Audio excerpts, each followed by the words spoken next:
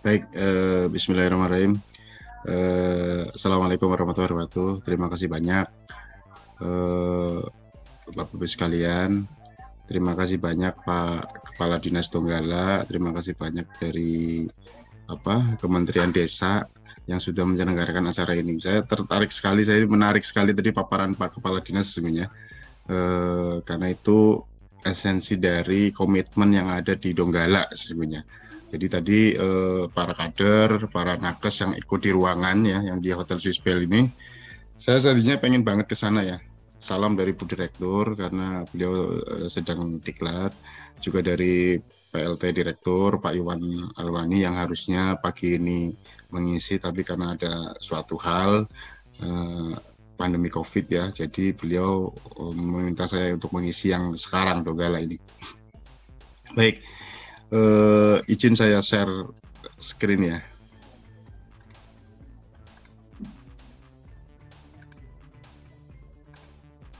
Oke, jadi yang diminta memang perubahan perilaku, tapi saya akan bahas lebih luas sesungguhnya, bukan hanya perubahan perilaku. Dan beberapa slide sama dengan slide yang disampaikan oleh Pak Kadis Donggala, dan itu luar biasa. Terutama di slide terakhir itu harusnya memang diperhatikan betul oleh teman-teman kader dan nakes tuh tadi ya. Ada peran kader, ada peran nakes, dan juga inovasi apa yang harus menjadi komitmennya Donggala dan harus disukseskan. Itu penting sekali. Ya, jadi tadi paparannya luar biasa. Saya terima kasih banyak Pak Kadis, sehingga nanti paparan saya akan bisa lebih cepat. Oke, ini masalah-masalah gizi di secara nasional ya, termasuk nanti Donggala sudah disampaikan oleh Pak Kadis. Jadi secara nasional sesungguhnya, termasuk Donggala itu status gizi kita pada balita itu membaik. Secara survei membaik ya, meskipun masih tinggi ya, meskipun masih tinggi.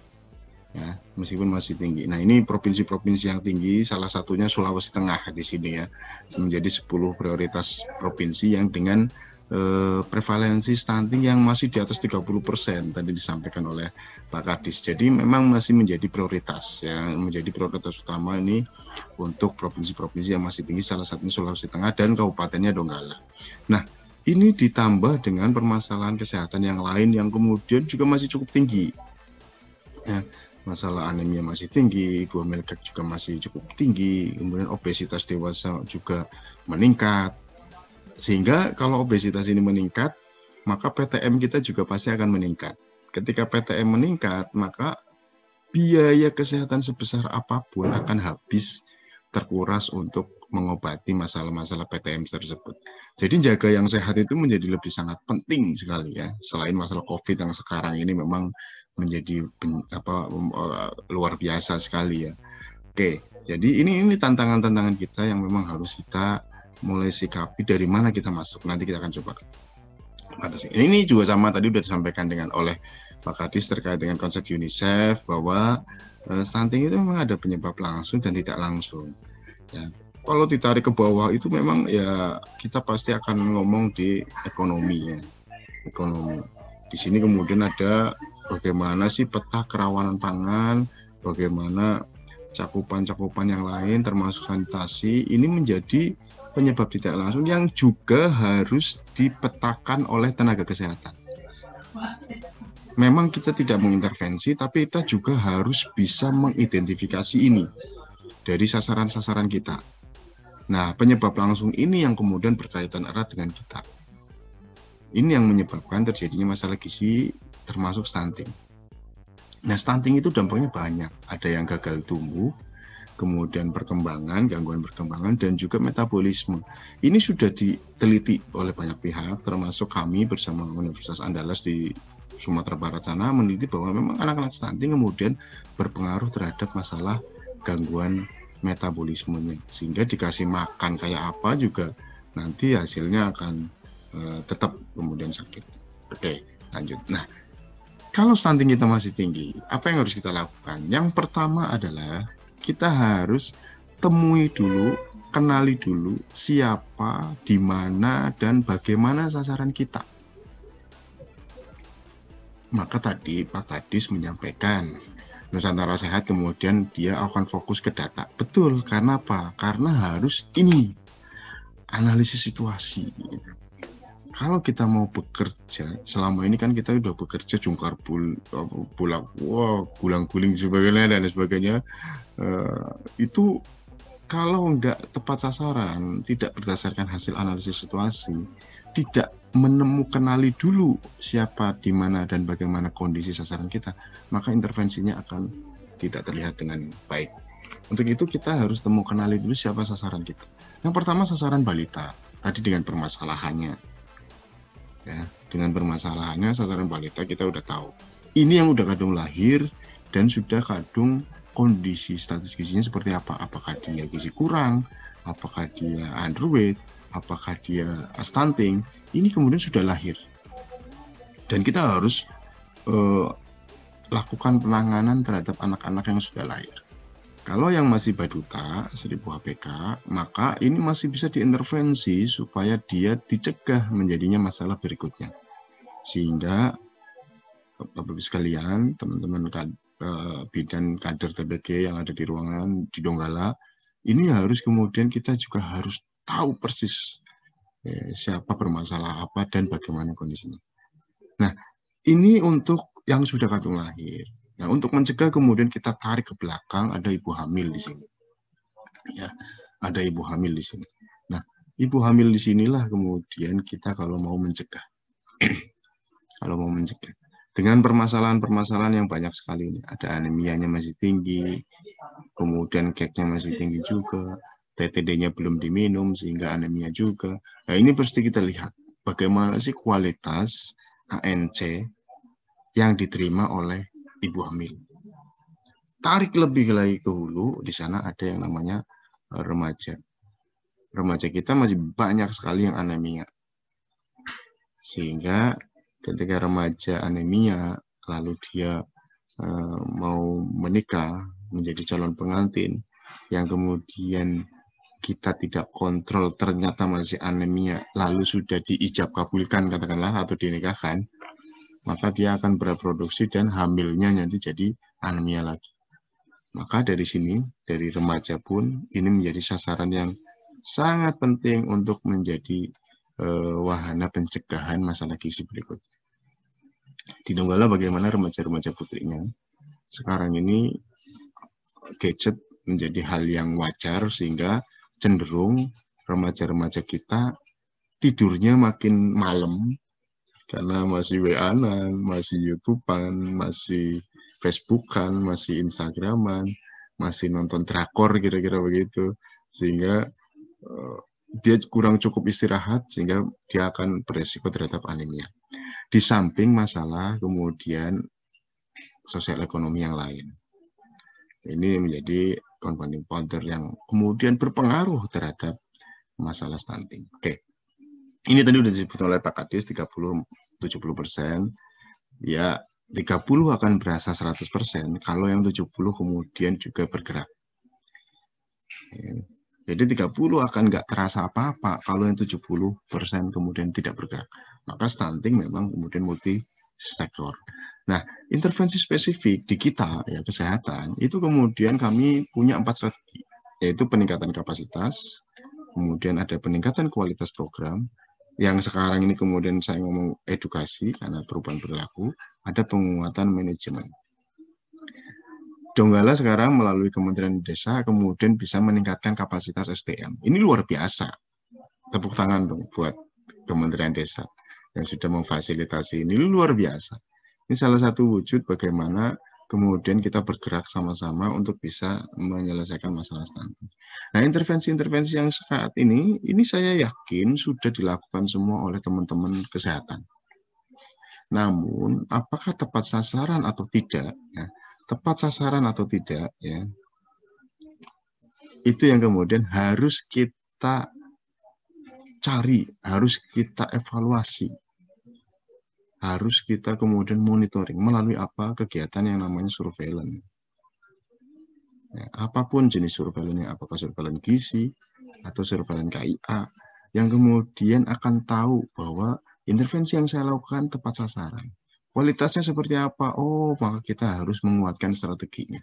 Ini yang penting kemudian kita sama-sama pahami, baik dari level kader maupun sampai ke tingkat tenaga kesehatan. Nah, pendekatannya selalu dengan pendekatan siklus hidup. Ya, pendekatan selalu dengan siklus hidup. Karena tidak mungkin kemudian ini tidak berpengaruh. Kita bisa mulai dari mana saja. Misal tadi saya bilang dari remaja, maka remaja ini pastikan dapat intervensi yang utuh. Ya.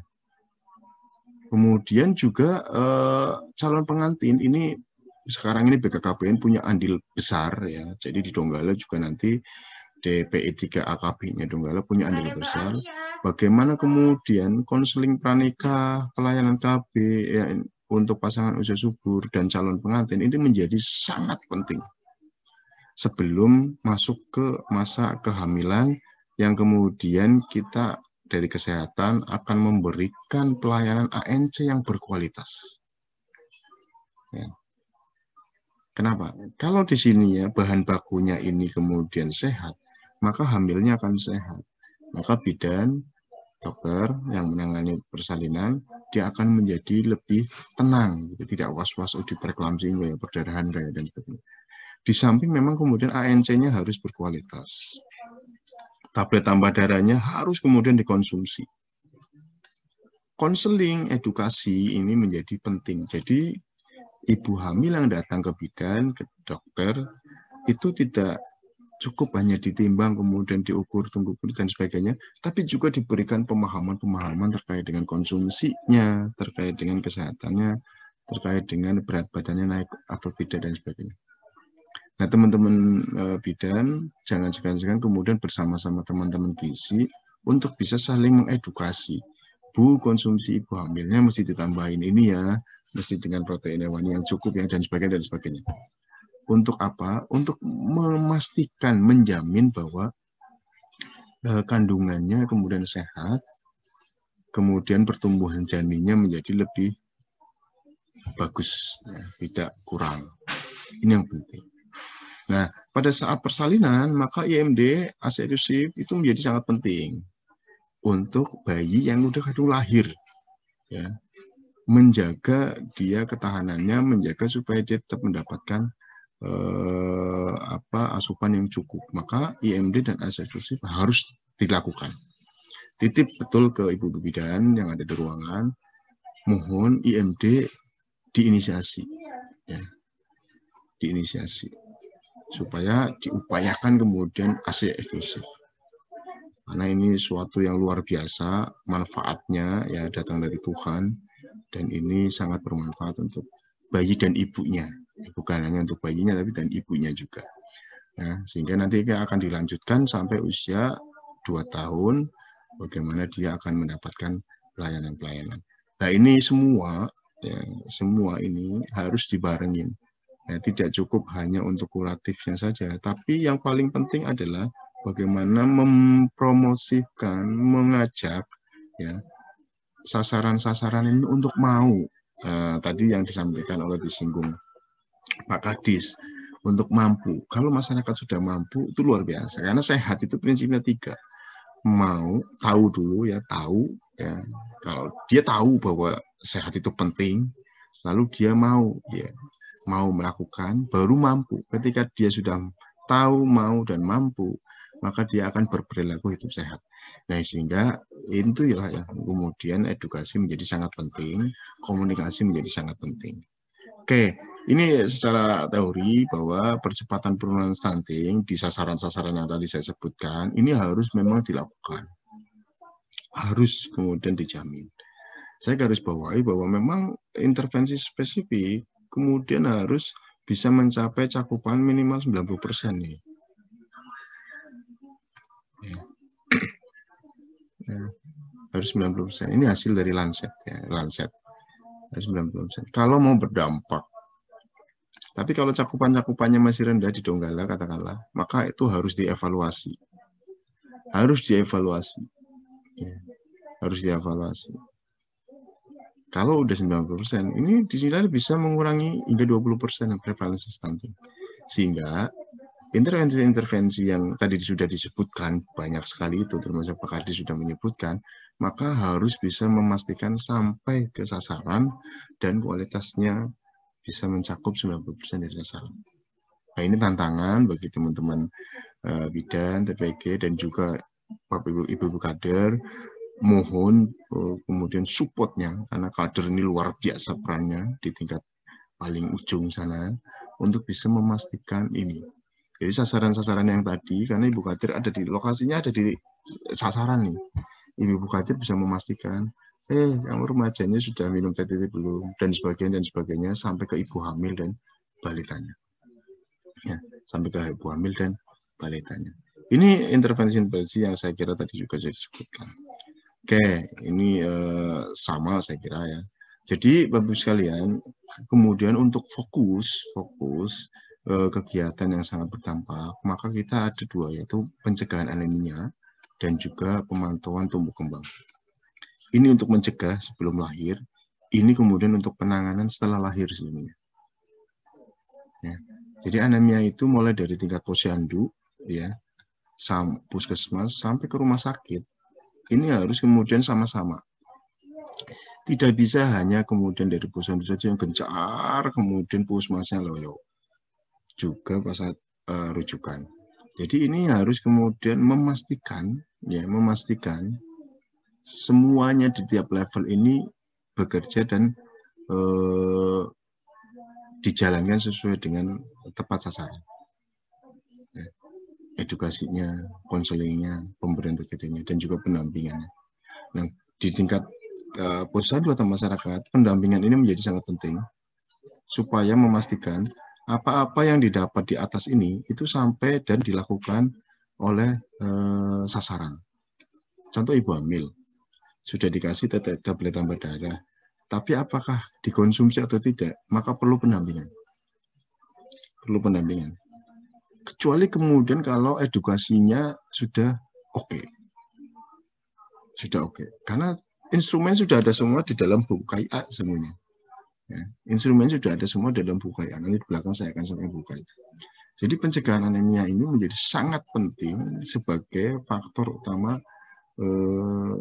penyebab terjadi stunting baru. Di Donggala yang sudah masih cukup tinggi stuntingnya, maka harus dicegah. Yang sudah kadung lahir dan stunting harus diapakan? Harus dipantau. Harus dipantau tumbuh kembangnya, ya. Harus kemudian dia mendapatkan pelayanan PMBA yang bagus supaya apa? Supaya dia bisa diintervensi secara spesifik dengan baik dan benar. Maka pintu masuknya adalah pemantauan pertumbuhan dan perkembangan. Kenapa? Karena ini kemudian kita akan tahu anak ini kondisinya seperti apa. Kalau kita tidak dipantau tumbuh kembangnya, kita nggak tepat untuk mengintervensinya harus seperti apa. Jangan-jangan stunting, dia nggak kurus, terus dikasih PMT aja. Anak pendek itu kalau dikasih PMT terus nanti jangan-jangan jadi bulat kayak bola gitu. Timbul masalah baru. Sehingga entry masuknya adalah di pemantauan pertumbuhan dan perkembangan. Oke. Untuk anemia remaja putri, ya, untuk pencegahan anemia, sekali lagi, ini ada di sektor yang sekolah. Sekarang ini sekolah kalau misalnya di Donggala mudah-mudahan nggak tutup, semua masih bisa. Kalau yang tutup seperti di Jawa, Bali ini memang tutup. Kemudian tidak ada sekolah sehingga pemberian TTD-nya ini yang sedikit kesulitan. Di masyarakat bisa masuk ke melalui Karang Taruna atau posyandu remaja atau melalui Bibu Kader. Ya. Di sana ada kartu monitoringnya. Nanti Dinas Kesehatan bisa berkomunikasi ya dengan provinsi atau kami untuk kartu monitoring minum TTT tambah darah untuk remaja. Termasuk ada aplikasinya yang namanya Ceria, ya Ceria. Jadi bisa di-download di Google Play ya, di Play Store aplikasi Ceria. Nanti remaja akan bisa menginput sendiri yang punya gadget, ya, tentu yang punya gadget. Ini untuk yang teknologi informasi ya. Kalau misalnya remaja-remaja, mohon maaf di daerah tertinggal tadi yang sampaikan, kemudian tidak ada fasilitas yang semacam ini, sinyal pun tidak ada, ya jangan dipaksakan, ya jangan dipaksakan. Tapi kalau yang sudah kemudian melek teknologi informasi, maka di sana sebenarnya di Play Store ada namanya aplikasi ceria yang bisa secara mandiri remaja putri merekam dan akan ada notifikasi ya atau peringatan dalam handphonenya, Androidnya, besok waktunya minum TTD, hari ini sudah minum TTD atau belum. Nah ini ada di aplikasi ceria yang datanya kemudian akan masuk ke dalam gizi terpadu ya yang ada di Puskesmas ya, yang kemudian bisa direkap per desa atau per sekolah, dan juga bisa dilihat oleh Dinas Kesehatan Kabupaten Kota, Provinsi maupun pusat, karena ini bersifat online. Jadi program kesehatan peduli remaja ini yang ada di Puskesmas ini menjadi sangat penting ketika pencegahan anemia pada remaja. Di samping memang kita harus bergandengan tangan juga dengan program yang lain, seperti BKKBN ada genre, ada juga di Dinas P3KP ya, ada PIK remaja dan sebagainya. Itu menjadi program-program remaja yang bisa dimanfaatkan oleh ibu kader, oleh nakes, bidan untuk bisa sama-sama kemudian mengatasi anemia pada remaja putri. Nah, untuk ibu hamil, maka harus dipastikan kualitas ANC-nya bagus. Tadi saya ulang ya. Kualitas ANC-nya bagus. Ini ada di buku KIA ya, ada di buku KIA. Kualitas ANC-nya bagus, kemudian kita bisa lihat juga bagaimana kondisinya dan lain sebagainya. Termasuk pengawasan minum tablet tambah darah. Jadi ibu-ibu bidan yang kemudian ibu hamil harus kemudian memiliki buku KIA. Ini pentingnya. Karena buku KIA itu adalah buku untuk edukasi ibu-ibu hamil dan juga ibu balita. Bu, nanti sampai rumah bisa dilihat. Kalau mohon maaf kalau misalnya tidak bisa baca, bisa lihat gambarnya gitu, kira-kira begitu. Nanti ibu tiap hari kalau misalnya minum tablet tambah darah, nanti bulan keberapa dicek bisa Bu ya. Kalau tidak minum gimana? Ya disilang saja. Supaya nanti kita tahu, oh saya nggak minum berapa kali nih gitu. Oh pantas anemia karena nggak minum terus gitu. Oh ibu ini sehat, kenapa? Karena minum TTD-nya rutin Bu, maka dilakukan dan sebagainya dan sebagainya. Nah ini yang kemudian harus bisa diedukasikan, disampaikan pada saat ANC. Nah termasuk ada grafik pemantauan ibu hamil. Jadi teman-teman gizi juga harus bisa melihat ya bersama-sama dengan bidan bagaimana sih peningkatan berat badan. Jangan sampai seperti hasil Risetdas tahun 2018, penambahan berat badan ibu hamil itu hanya 6-7 kilo. Rendah sekali. Ya. Yang normalnya 10-12 kilo. Nah, ketika 6-7 kilo ya, ini kan yang normal nih ya harusnya ya. Ketika hanya 6-7 kilo ya di sini, maka pantas stuntingnya kemudian lahir baru stunting banyak gitu. Nah, ketika dilihat ternyata konsumsi ibu hamilnya yang kurang. Ya. Syameo Refcon pernah meneliti salah satu provinsi, ternyata ibu hamil di sana makannya nasi lauknya mie, nasi lauknya hanya tempe, nasi lauknya sayur-sayur saja. Paling paling tinggi nasi pakai telur gitu. Tapi sangat rendah sekali protein hewani. Sehingga janinnya kemudian tidak tumbuh bertambah dengan signifikan atau dengan normal. Ini yang salah satu harus kita juga pahamkan supaya bisa mencegah terjadinya stunting baru. Sekarang ini kan yang kita harus kejar adalah pencegahannya.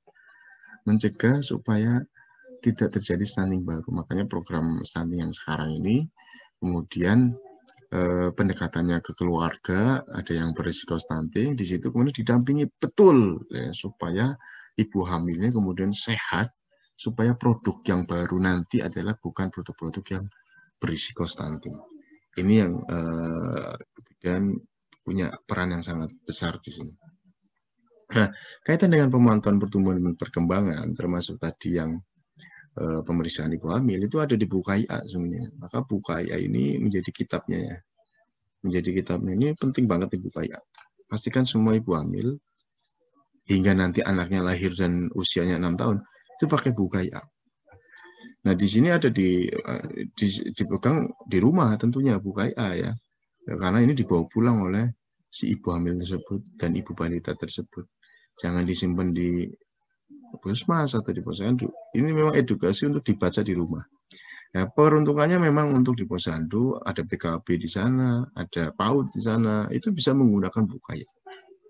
Sehingga ini ibu-ibu kader dan keluarga serta masyarakat ini penting sekali memahami apa itu buku KIA, termasuk isinya. Ya, pemantauan pertumbuhan selalu kemudian ada juga perkembangan kalau ngomongin stunting. Karena akibatnya dampaknya itu pada perkembangan salah satunya. Sehingga di buku KIA halaman-halaman akhir itu pun harus kemudian diingatkan kalau untuk pemantauan balitanya. Selain berat badan, juga harus dilihat perkembangannya ya Bu. Jadi bahasa gampangnya, kalau nanti ada posyandu buka, PAUD buka, PKB buka, nanti mohon si orang tua, pengantar, pengasuh, kakek, neneknya mohon maaf atau siapa, itu juga harus diinformasikan, Bu, nanti sampai rumah, dilihat ya Bu ya, anaknya umur berapa, kelompok umur berapa, kemudian perkembangannya seperti apa. Karena ibu akan bisa menconteng, oh anak saya umur sekian sudah bisa ngapain ya, oh anak saya umur sekian sudah bisa ngapain ya. Kalau ada yang belum bisa, waduh, anak saya kok umur segini belum bisa oh ya, maka tanyakan ke nakes, tanyakan ke bidan, karena bidan sudah dilatih SDI-DTK. Ya, bagi yang belum nanti akan kemudian dilatihkan SDI-DTK. Supaya apa? Nanti anak tersebut kemudian distimulasi terlebih anak yang mohon maaf pendek ya, supaya dia bisa sama dengan yang normal. Ini pentingnya pemantauan perkembangan yang instrumennya ada di buku KIA juga selain ada di KPSP. Ya. Nah, ini karena ada pengembangan pertahanan pertumbuhan, ada STTK yang diperuntukkan untuk tenaga kesehatan di puskesmas. Nah, alur pemantauan pertumbuhan dan perkembangan itu ada di posyandu dan di Fasankes. Ini ada algoritmanya. Di posyandu tentu ada sebelum buka, ini peran kader ini sangat penting. Ya, mohon maaf. Sebelum buka juga ada kemudian woro-woro dulu lah. Woro-woro dulu ke masyarakat kira-kira apakah pakai undangan, pakai speaker, pakai WA dan sebagainya. Yang supaya nanti pada saat dari buka, ibunya membawa balitanya ke posyandu atau ke fasilitas pemantauan pertumbuhan, PAUD atau PKP. Ya, makanya saya minta sebetulnya ke teman-teman BKKBN dan juga Kementerian Pendidikan, bisa nggak seperti dulu posyandu PKP PAUD jadi satu lagi gitu. Di Donggala juga mungkin bisa. Posyandu PKP PAUD dijadikan satu. Sehingga nanti di desa ada satu wahana, 3 itu posyandu PKP PAUD, yang kemudian di tingkat desa itu bisa jadi satu. Maka sasaran akan datang ke satu lokasi, balitanya nanti akan dipantau, ibu balitanya nanti akan mendapatkan edukasi dari PKP, Bina Keluarga Balita. PAUD-nya juga akan menstimulasi. Jadi satu nih, ya, karena dalam permainan ini kan posyandu menjadi LKD ya. Jadi ini peran Kementerian Desa juga sangat penting ketika itu disatukan seperti dulu ya, trias posyandu PKP PAUD. Ini akan menjadi sangat bagus sekali, saya kira tidak kemudian terpisah-pisah. Ya, terpisah-pisah sehingga cakupannya akan pasti lebih besar. Cakupan pemantauannya pasti akan lebih besar. Nah, di posyandu itu bukan hanya datang timbang pulang gitu. Ya, bukan hanya datang timbang pulang, tapi juga di sana ada penyuluhan ya. Ada penyuluhan melihat dari hasil status pertumbuhan. Ya, jadi bukan hanya datang ditimbang kasih PMT pulang, tapi juga harus dinilai status pertumbuhannya, kemudian dikasih penyuluhan. Nah, sehingga ini ya saya ilustrasikan ya. Di buku KIA sudah ada KMS. Ibu-ibu kader, ibu-ibu bidan, KMS sekarang itu tidak lagi warnanya hijau kuning ya. Tidak lagi warnanya hijau kuning ya. Tapi dari garis, ada garis hitam. Jadi BGM sekarang bukan yang paling bawah, tapi BGM itu di garis kedua, di bawah garis kedua. Ini BGM di sini. Bukan lagi di sini. Ya, bukan lagi di sini. Oke, jadi kenapa warna hijau kuningnya dihilangkan? Karena khawatir ketika ada anak yang sebetulnya ini tidak naik, mohon maaf saya ulangi, yang sebetulnya ini tidak naik nih, ya, ini kan di sini tidak naik ya, mulai di sini ini tidak naik nih, ini tidak naik ya, dan ini tidak naik, ya. Kalau arsiran di dalamnya masih hijau, dianggapnya normal, dianggapnya tidak masalah, ya. Tapi sesungguhnya balita tersebut sudah bermasalah. Kenapa? Karena dia tidak naik. Sehingga sesuai dengan Permenkes nomor 2 tahun 2020, begitu tidak naik, maka kader harus melaporkan atau menginformasikan ke tenaga kesehatan, apakah bidan di desa atau TPG. Bu, ada balita, balita yang bulan ini tidak naik. Tidak naik bisa dilihat dari mana? Bisa karena berat badannya yang kurang pertumbuhannya, bisa juga karena ini kelihatan menjauh dari garis hijau ya, menjauh dari garis hijau, maka dia tidak naik. Atau menjauh dari garis yang di atasnya, maka itu dianggap tidak naik. Oke, jadi interpretasi naik tidak naik ini menjadi sangat penting karena itulah menentukan laju pertumbuhan pada balita tersebut. Itu ya, laju pertumbuhan. Karena laju pertumbuhan ini menjadi entry apakah kita akan memberikan intervensi apa kepada balita-balita tersebut. Jadi Ibu Kader titip betul, plotting di KMS itu memang nggak mudah. Plotting di KMS itu memang nggak mudah karena kecil-kecil ya. Tapi ini menjadi entry point ketika anak-anak atau balita yang sudah kadung lahir, ya, itu kemudian dipantau apakah dia tumbuh atau tidak, ya, tumbuh atau tidak. Jadi stunting itu bisa berawal dari seperti ini nih, kejadian yang semacam ini. Namanya weight faltering. Penurunan berat badan yang secara terus-menerus itu akan bisa berakibat dia balitanya menjadi wasting atau wasted. Nah, ketika wasted dia akan berisiko menjadi stunting karena dia akan gagal tumbuh. Prinsip dari pemantauan pertumbuhan, Bu Kader, Bu Bidan, TBG adalah bertambah umur, bertambah berat badan. Jadi bertambah berat badan itu bertambah berat badan yang ideal, bukan hanya asal naik gitu. Kalau hanya asal naik, hati-hati. Seperti yang sekarang ini nih, yang di lingkaran yang ini, ya, lingkaran yang ini adalah naik, tapi asal naik dia, tapi tidak cukup beratnya, sehingga dia dianggap tidak naik, bukan dianggap, dinilai tidak naik, yang harus kemudian ditindaklanjuti oleh teman-teman tenaga kesehatan. Ya, teman-teman tenaga kesehatan. Jadi teman-teman tenaga kesehatan harus siap. Nah, ibu-ibu kader harus paham betul mulai dari sini. Ya. Kenapa? Karena kalau sudah naik atau tidak naik, ya, tentu ibu kader selalu memberikan apresiasi kepada ibunya. Bu, diapresiasi kepada yang mengasuhnya dan sebagainya, bahwa datang ke posyandu, udah ditimbang dan sebagainya. Kalau memang kemudian ada yang tidak naik, maka selalu harus diedukasi dengan prinsip gizi seimbang dan sebagainya.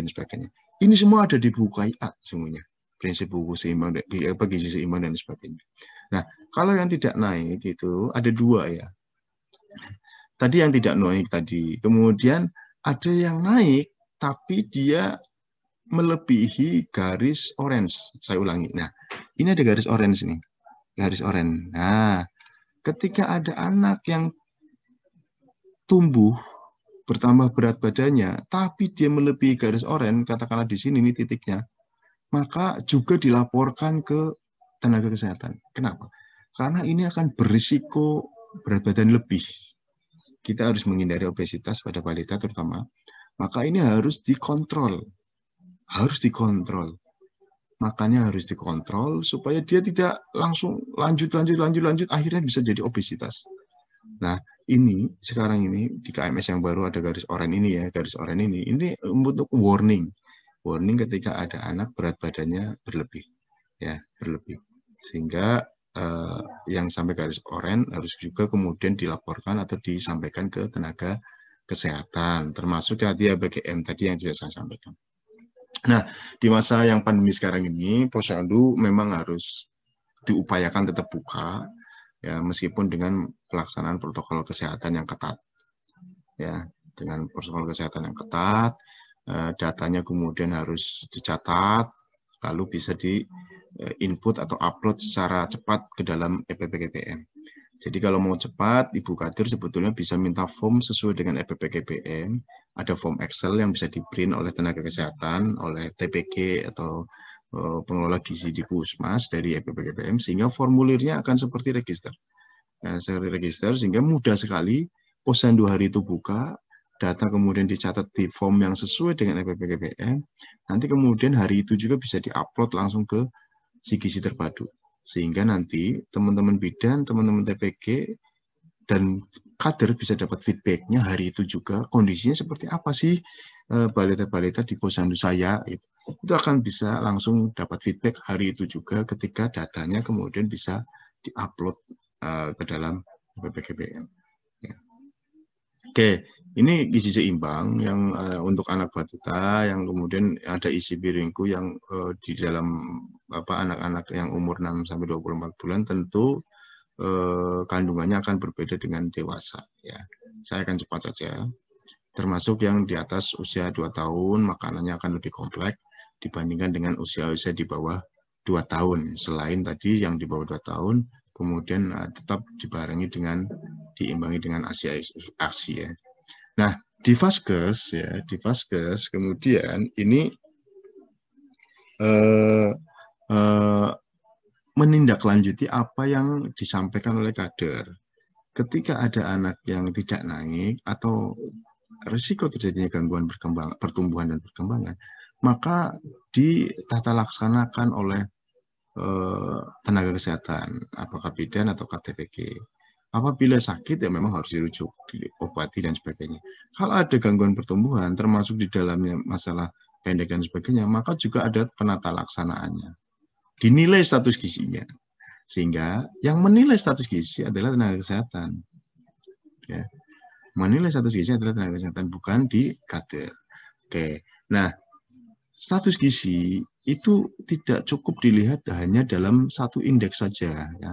Misalnya indeks tinggi badan kita akan melihat anak yang stunted atau tidak gitu.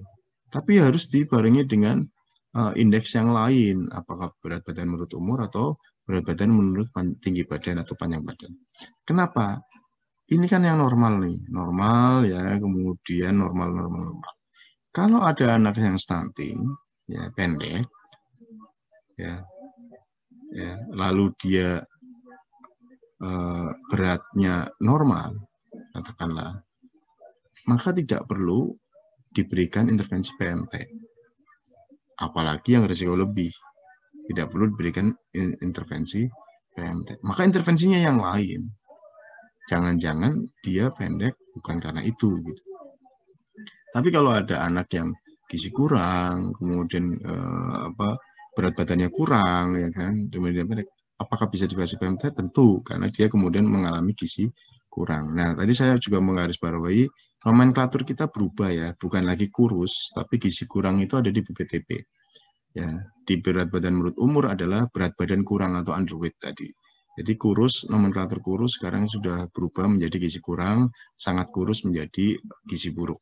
Jadi sudah berubah, tadi juga di paparannya Pak Kadis masih ada kurus ya, gizi kurang kurus ya. Yang saya tangkap pasti itu BPU, TPU, dan BPTP.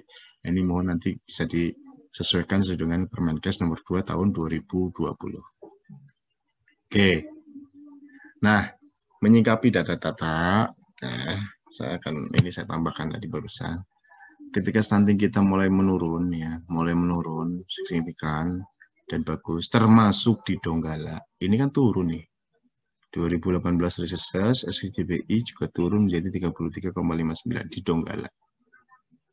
Ya, apa yang harus kita kawal ya supaya bisa ini turun kembali?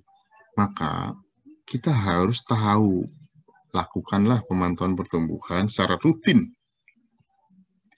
Secara rutin ini. Ya, kenapa? Ini secara rutin nih. Harus dilakukan secara rutin. Untuk apa? Mengawal data antar survei. Mengawal antar survei. Selama ini kita hanya seringnya fokusnya di Februari dan Agustus ya. Maret, April, Mei, Juni, Juli, Agustus. Bulan depan Agustus akan ada bulan timbang vitamin A. Cakupannya harus lebih tinggi. Kenapa? Untuk mengevaluasi. Tapi kalau untuk awal nggak cukup hanya 2 titik pemantauan pertumbuhan. Sekali lagi pemantauan pertumbuhan. Paling tidak berat badan. Kenapa? SPM kita ditimbang minimal 8 kali dalam setahun. SPM kita minimal 8 kali dalam setahun. Kalau 8 kali dalam setahun, maka setiap bulan akan tahu beratnya berapa, beratnya berapa, beratnya berapa. Begitu ada tidak naik, diintervensi supaya di sini kembali naik, kembali naik, kembali naik. Sehingga setiap bulan akan kelihatan mana yang tidak, yang mana yang bermasalah, mana yang tidak bermasalah gizi. Diintervensi. Tapi kalau hanya Februari dan Agustus, kita akan terlambat. Pengukurannya Februari, kemudian kita lihat yang ini cuek aja sampai Juli, Agustus diukur lagi, loh kok banyak ya yang kayak gini? Iya, karena kita tidak bisa mendeteksi dini di bulan-bulan berikutnya. Sehingga titik betul pemantauan pertumbuhan itu harus rutin dilakukan, karena itu SPM. Minimal berat badan. Karena itu SPM. Ya, dan itu wajib hukumnya. Sehingga untuk ngawal. Nah, survei biasanya bulan Juni, bulan Juli nih, Juni-Juli nih. Tapi karena ada pandemi sekarang tuh SSGBI juga kelihatannya di delay ya, di pending. Karena Juni-Juli harusnya ada SSGBI. Mungkin di Donggala tetap berjalan ya, SSGBI. Sehingga ini untuk melihat besaran masalah pada satu titik, itulah survei ya. Itulah survei. Nah, surveillance atau data rutin itu ngawal nih. Nah, kalau kita nggak bisa ngawal data itu, ya kita kemudian akan kehilangan. Nah, bagaimana kondisi Donggala pada saat data surveillance? Saya nggak tahu berapa sih besar sasaran di Donggala. Sasaran yang masuk di PPKBM, identitas, tahun lalu itu 30 ribuan. Nah, kemudian Februari tahun 2021 itu sekitar 30 ribuan juga, tapi berkurang. Karena mungkin banyak yang lulus. Ya, banyak yang lulus. Dilihat ternyata yang diukur ditimbang itu hanya separohnya tahun lalu. Tahun ini di Februari lebih besar, sekitar 60%. Ya, sekitar 60%. Dari 18.000 di Februari 2021, dari 18.366 yang diukur, nih yang diukur ya, saya ngeliat yang diukur, yang stunting 4 ribuan. Kalau dipersentasekan nilainya sekitar angkanya 26,2%. Artinya ini tidak bisa dibandingkan dengan survei karena ini data rutin. Tapi kalau saya membandingkan dengan tahun lalu, persentasenya ini turunnya sekitar 1,9% satu tahun. Kalau mengejar yang 14% target nasional, turunnya setiap tahun harusnya 2,7%.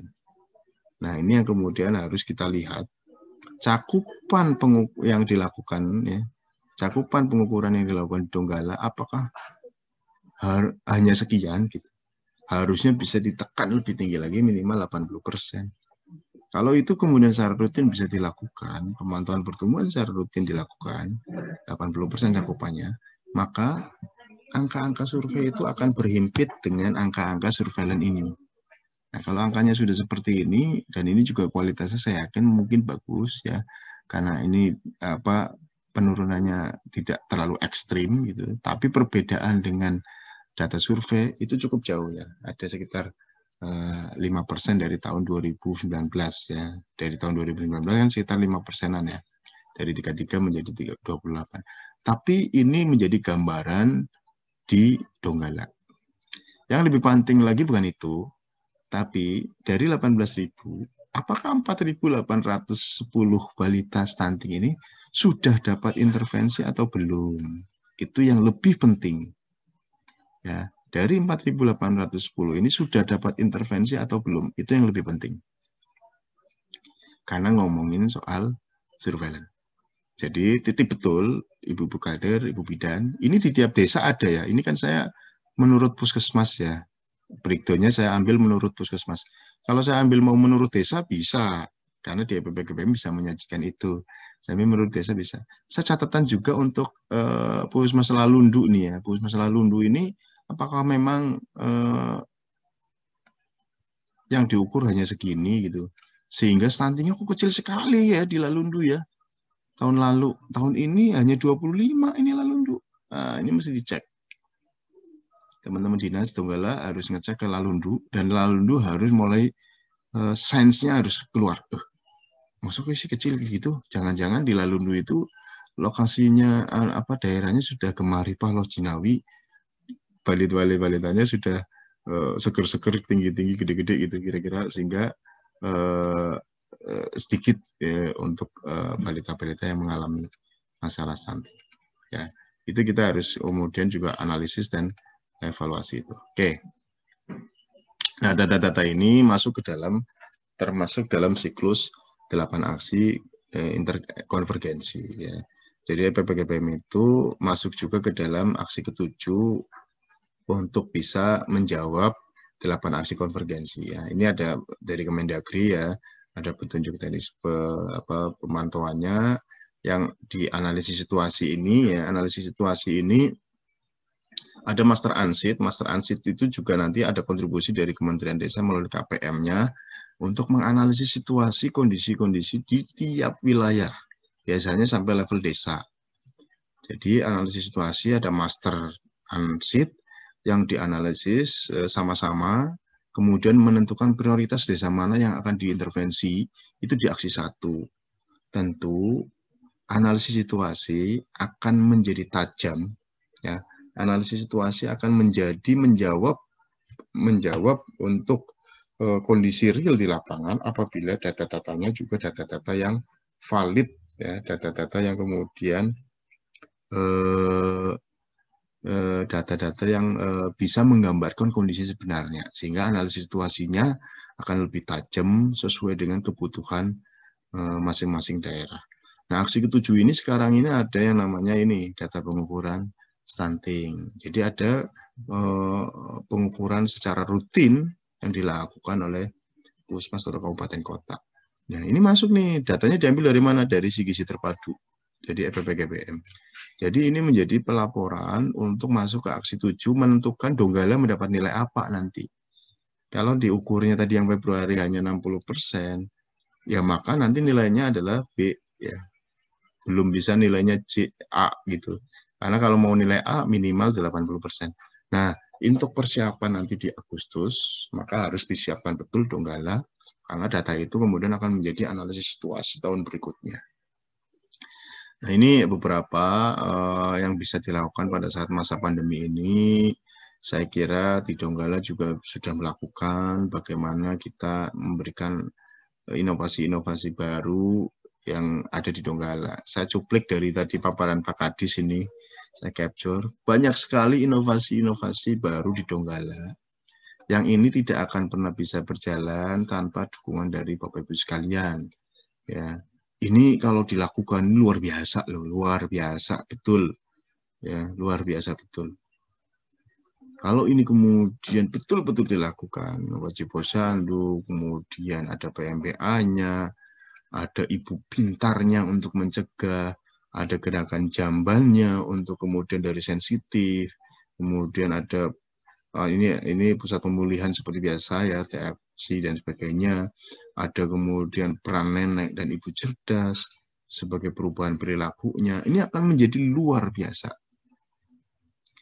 Ya, maka titip betul Ibu Bidan, Ibu Kader, TBG, Bapak Ibu sekalian ada ruangan.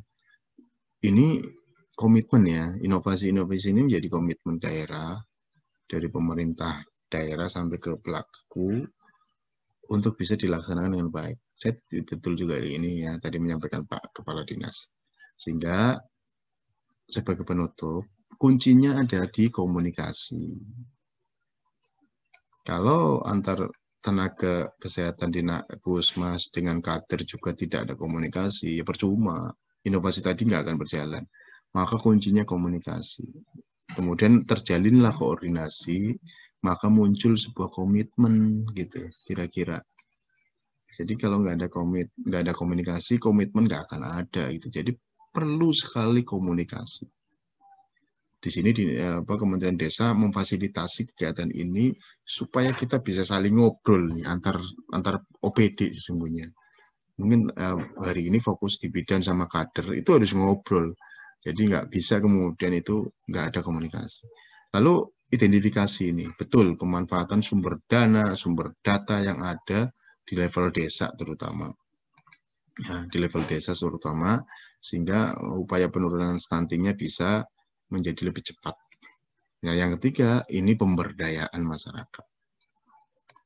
Percuma ini dilakukan 1-2 kalau masyarakatnya nggak ikut terlibat. Sehingga masyarakat juga penting sekali untuk terlibat.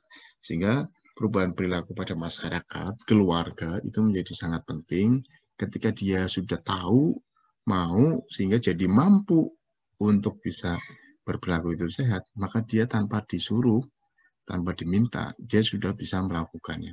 Saya kira itu. Terima kasih banyak Bapak Ibu sekalian. Mohon maaf kalau panjang ya. Tapi ini luar biasa pertemuan hari ini. Mudah-mudahan kader bidan bisa saling bersinergi bersama juga dengan tenaga kesehatan yang lain di Kabupaten Donggala. Saya kira itu. Saya kembalikan ke MC. Mohon maaf. Assalamualaikum warahmatullahi wabarakatuh.